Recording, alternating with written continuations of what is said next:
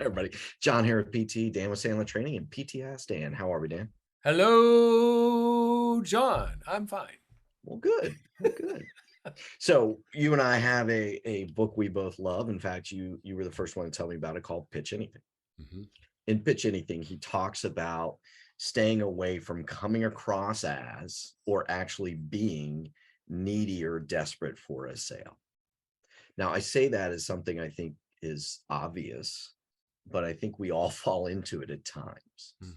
for various reasons. Maybe our pipeline's a little thin. Maybe we're just struggling on a given day. We go in and out of sales calls, and sometimes we go, wow, really blew that one for whatever the reason may be. But this is a clear one that people sniff out if you come across that way. So, can you talk about the reality of it happening, but also ways to stay away from it? Well, it totally happens because we get paid when we make sales. And so if we're not careful, we do become quite needy for that money, needy for that sale, all that kind of. This is not an easy thing, John. So I've heard the saying, well, act as if. That's baloney. That's a farce. That doesn't work. I've Yep. heard, well, you got to visualize and you got to work on that. That can only take you so far. But one of the things that seems to really work is pre-call planning.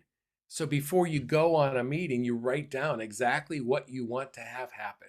What do you want the next step to be? Maybe what your pricing is. You write that all down so that during the sales call or whatever, you're not grasping for straws. It's right there. Yes.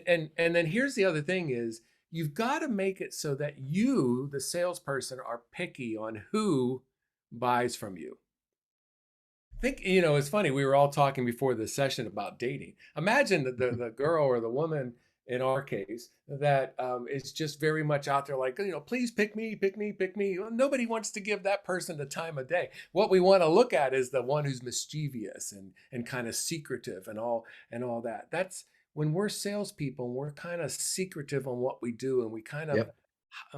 not hide things, but we don't share everything. They're intrigued, they want to learn more. It's human And that nature. brings them back for meeting two and all those good things. Yeah, you bet. Yeah. Yeah. So quit saying everything you do and how you do it and what it looks like and hold a lot of stuff back. And so I'll give you a real quick example. And I know we chatted about this before, but the person who says, can you send me a quote? Is the mischievous response to that would be, "Well, why would I want to do that?" And see, now they're intrigued because they've Yes. never really had that response before. Yeah, and one of the things I found is when I feel I'm giving a bad impression, whether it's that element of needy or it's just not right and I don't have a good feeling, but I'm in a phase where I'm sharing something or a piece of information or talking about a story or whatever the case may be, I'll stop and ask a question and give myself some time to sort of regather myself as they're responding to the question that I asked. And it helps, I guess, sort of recenter me and get me back into where I need to be too. Yeah. Do you remember that ad a long time ago? Peace Corps is the toughest job you'll ever love. Yep. They didn't say Peace Corps, this is going to be the greatest vacation you've ever had, right? No. That's not the person they're looking for. They're Yes. looking for someone who wants to work really hard changing that corner of the world. And Yep. and so they're selective on that. We need to be the same way. Same approach. There we go. All right, everybody. See you again tomorrow. Have fun.